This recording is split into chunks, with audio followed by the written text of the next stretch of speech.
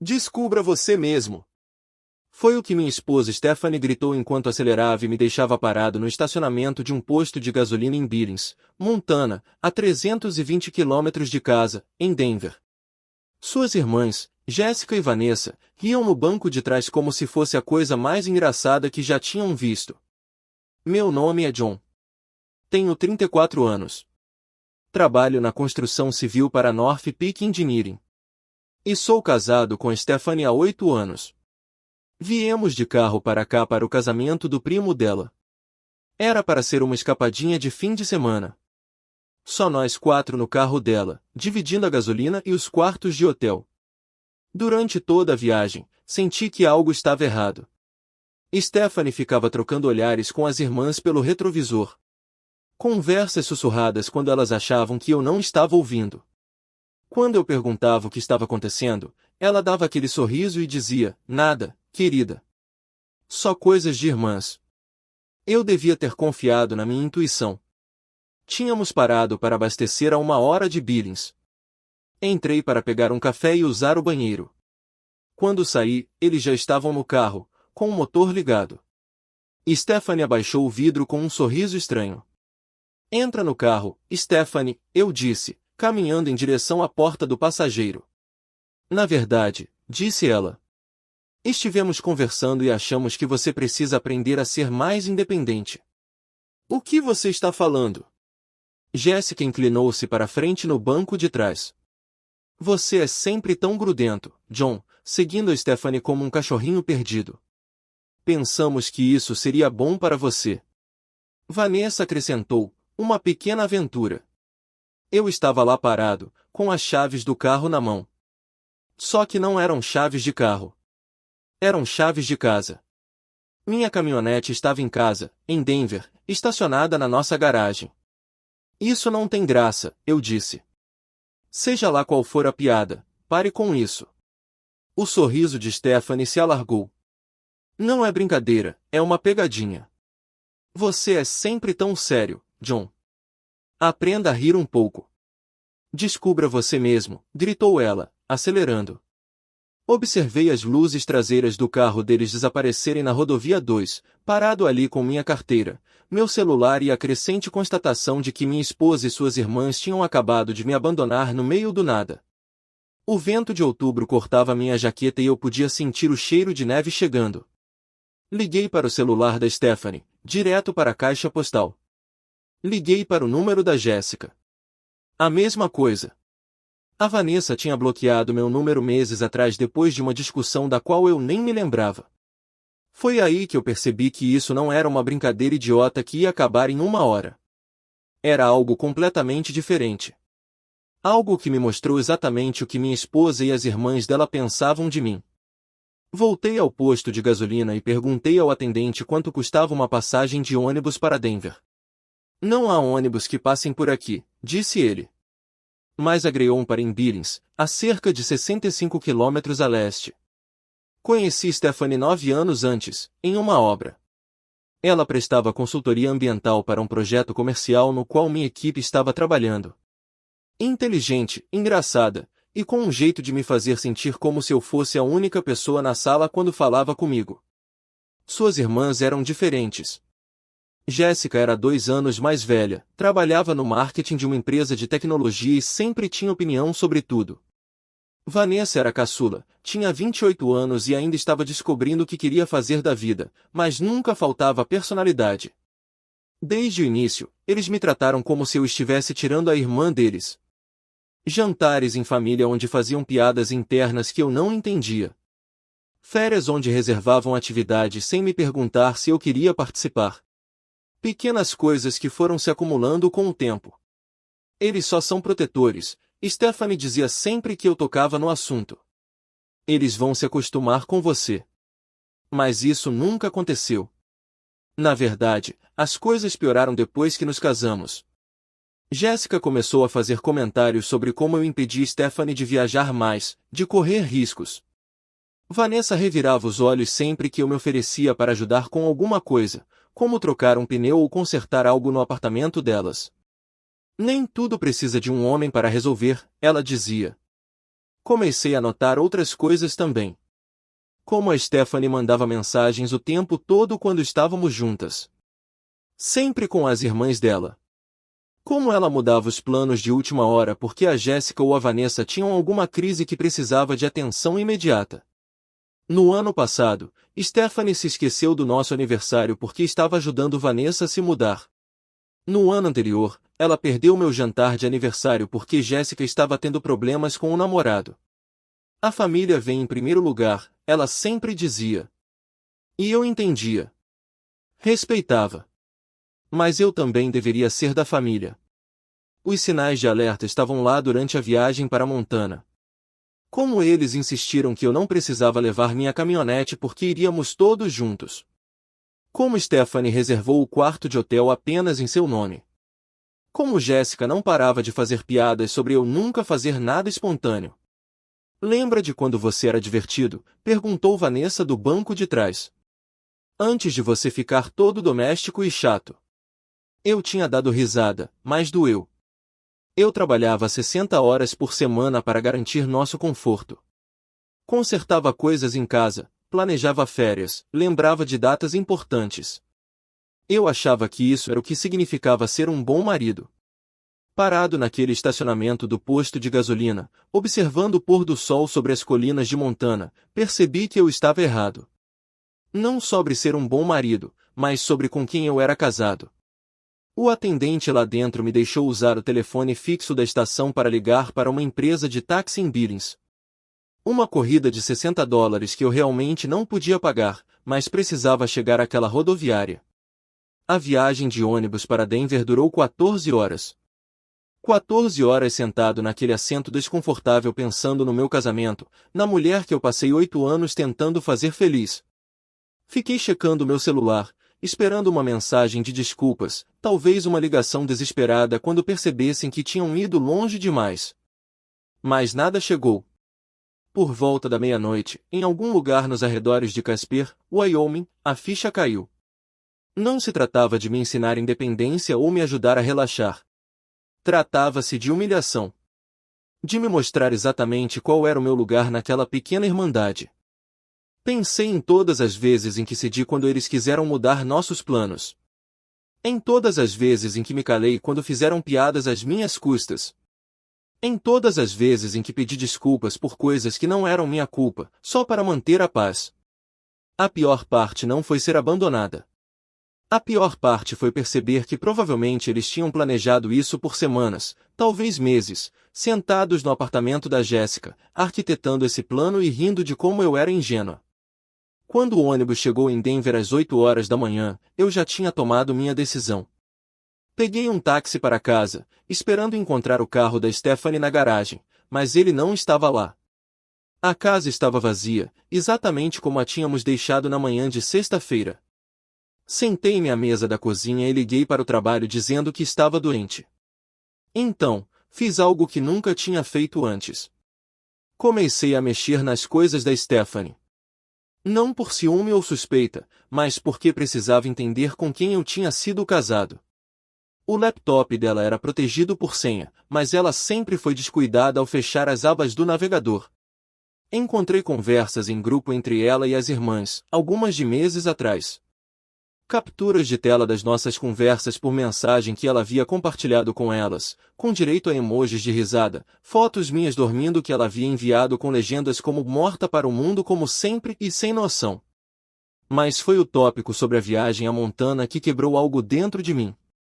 Jéssica tinha sugerido primeiro. A gente devia abandoná-la em algum lugar e ver quanto tempo ele leva para descobrir como voltar para casa. Vanessa, meu Deus! Sim, ele depende muito da Steph para tudo. Stephanie, vocês são terríveis, mas também seria hilário. Eles tinham planejado cada detalhe. A parada no posto de gasolina, a história sobre a necessidade de independência, até mesmo o plano B, se eu conseguisse chegar em casa antes deles, ele provavelmente ligaria para a mãe dele ou algo assim. Jéssica havia escrito bebê grandão. Fechei o laptop e fiquei sentada ali por um longo tempo. Depois, subi as escadas, arrumei uma mala e fui embora. Não deixei bilhete. Não desliguei a luz nem tranquei a porta. Simplesmente saí pelo mesmo caminho por onde eles tinham ido embora. A diferença é que eu não ia voltar. Dirigi minha caminhonete até a casa do meu irmão Kevin em Colorado Springs. Ele trabalhava à noite em uma fábrica e tinha um quarto vago no apartamento. Quando apareci na porta dele com uma mochila e sem dar nenhuma explicação, ele apenas acenou com a cabeça e me ofereceu uma cerveja. "Quanto tempo você vai ficar?" perguntou ele. "Ainda não sei." Kevin nunca gostou de Stephanie. Ele nunca disse isso abertamente, mas eu percebia pelo jeito como ele ficava quieto quando ela estava por perto. Como ele sempre tinha alguma desculpa para ir embora mais cedo quando tínhamos reuniões de família. Contei a ele o que aconteceu. Tudo. A pegadinha, as conversas em grupo, os meses de planejamento pelas minhas costas. "Jesus, John", disse ele quando terminei. "Você está melhor sem ela." Na manhã de segunda-feira, liguei para meu supervisor na North Peak e solicitei transferência para um projeto em Colorado Springs. Estávamos com falta de pessoal na reforma de um hospital e precisavam de profissionais experientes. Meu chefe não fez perguntas, apenas disse que eu poderia começar na quarta-feira. Na tarde de terça-feira, meu telefone tocou. Stephanie tinha voltado. Deixei cair na caixa postal. Então ouvi a mensagem. "John, onde você está? Chego em casa e você simplesmente sumiu. Isso não é normal para você. Me liga de volta. Precisamos conversar sobre isso." Nenhum pedido de desculpas. Nenhum reconhecimento do que ela tinha feito. Apenas confusão por eu ter tido a audácia de desaparecer assim. Bloqueei o número dela. 1 hora depois, Jéssica ligou. Bloqueei ela também. Depois, Vanessa bloqueou. Mas elas foram espertas. Começaram a ligar de outros números. Números de telefone do trabalho da Stephanie que eu não reconheci. Sempre a mesma mensagem. Eu estava exagerando. Era só uma brincadeira. Eu precisava voltar para casa para resolvermos isso. Na quinta-feira, Kevin chegou em casa do seu turno com uma expressão estranha no rosto. "Sua esposa está aqui", disse ele. "Ela está sentada no carro dela lá fora." Olhei pela janela. O carro da Stephanie estava estacionado do outro lado da rua. Ela me viu pela janela e saiu caminhando em direção ao prédio. Eu a encontrei no saguão antes que ela pudesse bater na porta de Kevin. "John, graças a Deus", disse ela, estendendo a mão para mim. Estava tão preocupada. Dei um passo para trás. "O que você quer, Stephanie?" "Quero que você volte para casa. Quero que conversemos sobre isso como adultos." "Falar sobre o quê?" "Sobre como você me abandonou a 320 quilômetros de casa. Sobre como você e suas irmãs planejaram isso durante meses." A expressão dela mudou. A pose de esposa preocupada desapareceu por um instante e eu vi algo mais por baixo. Irritação. Como se eu estivesse sendo irracional. "Foi uma brincadeira, John. Você está agindo como se tivéssemos cometido um crime. Você me deixou na mão. Você riu disso. Você planejou tudo por meses. Por que você precisava disso?", disse ela. E ali estava. O verdadeiro motivo. Você é tão dependente, tão apegada. Pensamos que, se você tivesse que resolver algo sozinha pela primeira vez, talvez amadurecesse um pouco. O saguão estava silencioso, exceto pelo zumbido das luzes fluorescentes no teto. Olhei para aquela mulher com quem eu havia sido casado por 8 anos e percebi que não a conhecia de verdade. "Não vou voltar para casa", eu disse. "Não seja ridículo. Você não pode simplesmente desaparecer porque seus sentimentos foram feridos. Observe-me." Virei-me e voltei para o elevador. Ela me seguiu, falando mais rápido agora, fazendo promessas, ameaças, explicações sem sentido, mas parei de prestar atenção. Quando as portas do elevador se fecharam, ela ainda estava falando. Na manhã de sexta-feira, recebi uma mensagem de um número desconhecido. "Aqui é a Jéssica. A Stephanie está muito chateada. Você precisa resolver isso." Mostrei isso ao Kevin enquanto tomávamos café. Mude seu número, disse ele. Então, eu fiz. 3 semanas depois, eu estava me adaptando à minha nova rotina. Trabalhava no hospital durante o dia, ajudava o Kevin com a caminhonete nos fins de semana e aprendi a tomar decisões sem consultar ninguém antes. Encontrei um pequeno apartamento na zona sul de Colorado Springs. Nada luxuoso, mas era meu. Sem decisões compartilhadas sobre móveis ou cores de tinta. Sem precisar chegar a um consenso sobre quais séries assistir ou o que jantar. Pela primeira vez em anos, eu me sentia eu mesma novamente. Foi então que minha mãe ligou. John, querido, a Stephanie passou aqui em casa. Eu vim evitando as ligações dos meus pais, ainda não estava pronto para explicar a separação. Mas, aparentemente, Stephanie não tinha essa hesitação.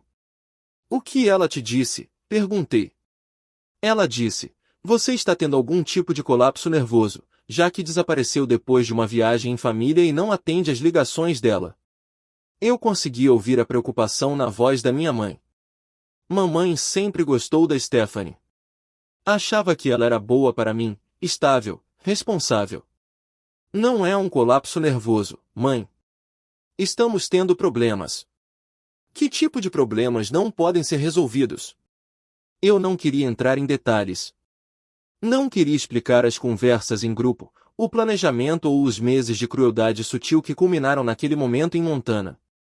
Pareceria mesquinho, como se eu estivesse exagerando na reação a uma piada.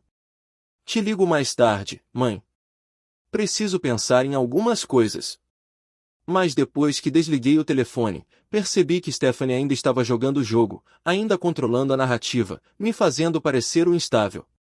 Aquele que abandonou o casamento por nada.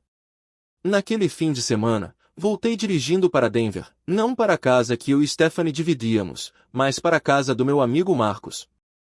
Ele também trabalhava na construção civil. E tinha estado no meu casamento.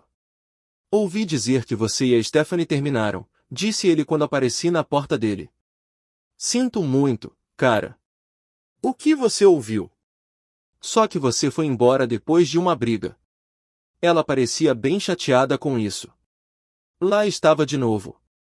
A versão dos fatos da Stephanie, onde eu era o vilão que tinha reagido de forma exagerada e abandonado a esposa. Marcos me ofereceu uma cerveja e nos sentamos na varanda dos fundos da casa dele.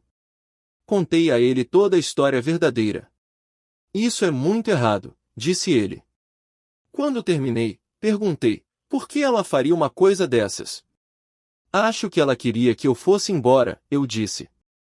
Não para sempre, mas acho que ela gostava de ter o poder de me magoar, de me mostrar o quão pouco eu importava.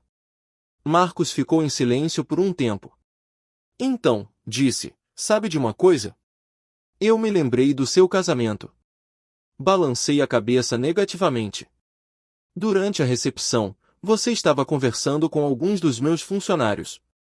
Uma conversa normal, mas toda vez que você ria ou parecia estar se divertindo, a Stephanie aparecia e interrompia. Inventava alguma desculpa para estar em outro lugar. Lembrei-me de como ela me interrompia constantemente nas conversas, dizendo que precisávamos agradecer a este parente ou tirar fotos com aquele grupo. Pensei que ela estivesse apenas sendo uma boa anfitriã. Eu disse, talvez, ou talvez ela não gostasse de te ver feliz sem ela. Naquela noite, passei de carro em frente à casa onde Stephanie e eu morávamos. O carro dela estava na garagem, as luzes da sala acesas. Eu conseguia ver a sombra dela se movendo lá dentro. Não parei, não apenas passei direto e continuei dirigindo. Mas ver aquela casa, lembrar da vida que construí ali, me fez perceber algo importante. Eu não estava apenas fugindo de um casamento ruim. Eu estava correndo em direção a algo melhor. Nos meses seguintes, comecei a tomar medidas que deveria ter tomado anos atrás.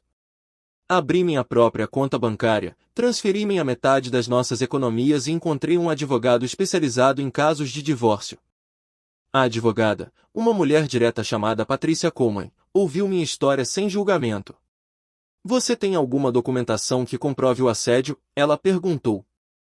Mostrei a ela os números bloqueados no meu celular, as mensagens da Jéssica e da Vanessa, o jeito que elas estavam ligando para o meu trabalho.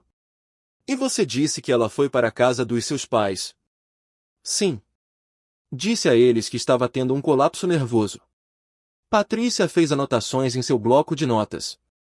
Podemos trabalhar com isso.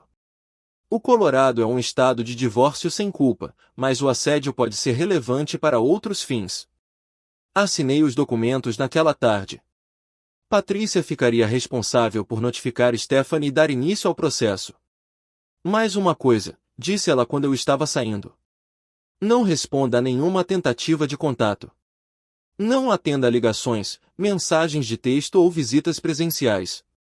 Qualquer coisa que você disser pode ser usada para te pintar como instável ou vingativa. E se ela aparecer no meu trabalho? Documente tudo. Se necessário, chame a polícia, mas não entre em confronto. O projeto de reforma do hospital estava indo bem. Eu havia sido promovido a chefe de equipe, supervisionando um time de 5 pessoas. O trabalho era constante, o salário era decente e ninguém se importava com a minha vida pessoal, contanto que eu comparecesse e fizesse meu trabalho. Comecei a fazer aulas noturnas na faculdade comunitária. Administração de empresas, algo que sempre me interessou, mas para o qual nunca tive tempo, já que Stephanie e suas irmãs estavam constantemente exigindo atenção. Pela primeira vez em anos, tive espaço para pensar e descobrir o que eu realmente queria, em vez de apenas reagir ao que os outros esperavam. 2 meses depois de eu ter entrado com o pedido de divórcio, Kevin me ligou no trabalho. Seu advogado quer falar com você. Disse que é importante. Encontrei Patrícia em seu escritório naquela tarde. Ela tinha uma pilha de papéis em sua mesa e um olhar satisfeito no rosto. Sua esposa anda ocupada. Ela disse que contratou seu próprio advogado e que eles estão tentando alegar abandono. Dizem que sua partida foi deliberada e por vingança. Eles querem contestar a divisão de bens. Senti algo frio se instalar no meu estômago. Mesmo agora, mesmo depois de tudo, Stephanie ainda tentava controlar a situação. Mas aqui está a parte interessante, continuou Patrícia. Pedi a um investigador que fizesse algumas apurações.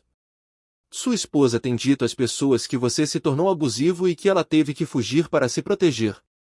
Isso é mentira. Eu sei, e posso provar.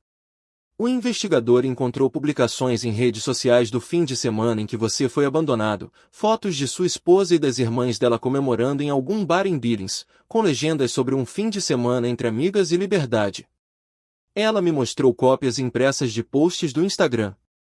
Stephanie e suas irmãs brindando com copos de shot, sorrisos enormes, postadas às 23 horas do mesmo dia em que me deixaram naquele posto de gasolina. Isso destrói a narrativa deles, disse Patrícia. Eles não podem alegar que tinham medo de você enquanto comemoram sua ausência. Fiquei olhando para as fotos. Em uma delas, Jéssica estava usando meu boné do Denver Broncos, aquele que eu tinha deixado no carro quando entrei no posto de gasolina. A mais, disse Patrícia. O investigador também encontrou as mensagens do grupo de bate-papo. Sua esposa foi descuidada com as configurações de privacidade dela. Ela me entregou outra pilha de papéis. Capturas de tela das conversas que eu tinha visto no laptop da Stephanie, além de dezenas de outras que eu não tinha encontrado. Meses de planejamento, risadas das minhas reações, apostas sobre quanto tempo eu levaria para rastejar de volta para casa. Vamos apresentar nossa resposta amanhã, disse Patrícia. E então encerraremos isso. A audiência de divórcio estava marcada para uma manhã de terça-feira em março. Eu vestia meu melhor terno, o mesmo que usará no meu casamento 8 anos antes. Stephanie estava sentada na outra mesa com seu advogado, um homem bem vestido que parecia cobrar por hora. Ela havia emagrecido e parecia cansada. Quando nossos olhares se cruzaram do outro lado do tribunal, ela tentou sorrir como se ainda estivéssemos do mesmo lado. O advogado dela falou primeiro, me descreveu como um marido instável que abandonou a esposa após uma pequena discussão, disse que eu desapareci sem aviso prévio, recusei terapia e estava tentando punir Stephanie por uma brincadeira inofensiva. Meritíssimo, o Sr. John Thompson estava claramente procurando uma desculpa para se separar. Ele usou um simples mal-entendido entre familiares como justificativa para abandonar suas responsabilidades. Patrícia se levantou quando chegou a nossa vez. Ela estava calma, profissional, e implacável. Excelência, gostaria de apresentar provas que contradizem as alegações do requerente. Ela entregou ao juiz a pilha de capturas de tela, as postagens nas redes sociais, o assédio documentado. Peça por peça, ela desmantelou a história de Stephanie. Estas são mensagens de texto entre a requerente e suas irmãs, planejando o que elas chamam de pegadinha com meses de antecedência. Aqui estão postagens em redes sociais da noite em que elas abandonaram minha cliente, comemorando suas ações. E aqui estão registros de assédio contínuo após minha cliente ter solicitado que não houvesse mais contato. O juiz analisou os documentos em silêncio. O advogado de Stephanie sussurrou algo urgente para ela, mas eu conseguia ver o pânico em seu rosto. Além disso, continuou Patrícia, o requerente tem espalhado falsas alegações sobre o estado mental e o caráter dos meus clientes para amigos e familiares em comum. Isso configura um padrão de manipulação e abuso emocional, e não as ações de um cônjuge preocupado. Quando o juiz finalmente ergueu os olhos, sua expressão era neutra, porém firme. Com base nas provas apresentadas, concedo o divórcio conforme solicitado. Os bens serão divididos igualmente, sem pensão alimentícia para nenhuma das partes. O tribunal não encontrou evidências de abandono ou abuso por parte da ré. Stephanie tentou se aproximar de mim no corredor do tribunal, mas Patrícia se colocou entre nós. Sem contato, disse ela firmemente. A ordem ainda está em vigor. Caminhei até meu caminhão sem olhar para trás. 3 anos depois daquele posto de gasolina em Montana, finalmente acabou. Os cursos de administração de empresas valeram a pena. 6 meses depois, abri minha própria construtora, a Thompson Contracting. No começo, eram trabalhos pequenos, reformas de banheiros, consertos de decks. Mas o trabalho era constante e os clientes apreciavam ter alguém que chegava na hora e cumpria o que prometia. Kevin foi meu primeiro funcionário. Depois, Marcos se juntou a nós quando se espalhou a notícia de que éramos empreiteiros honestos que não fazíamos gambiarras. Comprei uma casinha na zona oeste de Colorado Springs. Nada de luxo, mas tinha uma garagem para minhas ferramentas e um quintal onde eu podia pensar. Sem decisões compartilhadas, sem reuniões de comitê sobre cores de tinta. Cerca de 1 ano depois do divórcio ter sido finalizado, encontrei Marcos na loja de ferragens. Você ouviu falar da Stephanie? Perguntou ele. Eu não pensava nela há meses. E quanto a ela? Divorciou-se novamente. Casou-se com um colega de trabalho 6 meses depois do divórcio ter sido finalizado. Durou cerca de 1 ano. Peguei os parafusos que queria e fui em direção ao caixa. Você não quer saber o que aconteceu? Marcos gritou atrás de mim. Na verdade não, e eu estava falando sério. Stephanie e suas irmãs acabaram enfrentando as consequências de seus atos.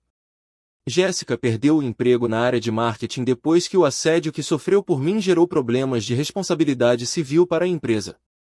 As tentativas de Vanessa de espalhar histórias falsas sobre mim se voltaram contra ela quando amigos em comum compararam as versões e perceberam que ela estava mentindo. O casamento repentino e o subsequente divórcio de Stephanie prejudicaram sua reputação em nosso antigo círculo social, deixando-a cada vez mais isolada das mesmas pessoas que ela tentará impressionar. Algumas lições só podem ser aprendidas da maneira mais difícil.